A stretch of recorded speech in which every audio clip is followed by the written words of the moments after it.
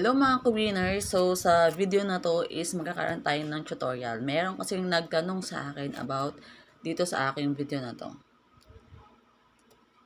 So ano pang hinihintay nyo? Let's watch and learn. Pumunta po tayo ngayon sa CapCut and then click new project. Pwede kayong mag-download ng video or kung meron naman na kayong provided na video, just click nyo lamang kung ano yung video ninyo na ilalagay sa inyong clip. So, halimbawa, ito yung gusto kong video na gawa ng reaction. So, yan.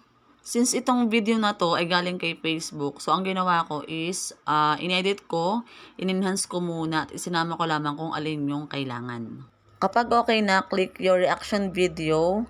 At pagkatapos ay i-click mo ang add overlay para siya ay bumaba. Itansya mo yung video mo ng reaction doon sa unang clip mo.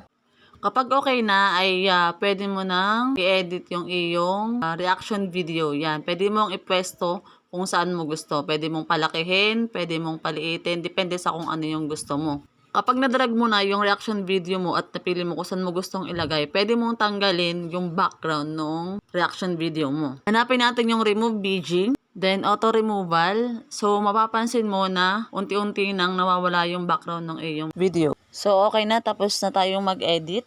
Ito na yung itsura ng reaction video. At dahil okay na, pwede na natin i-export.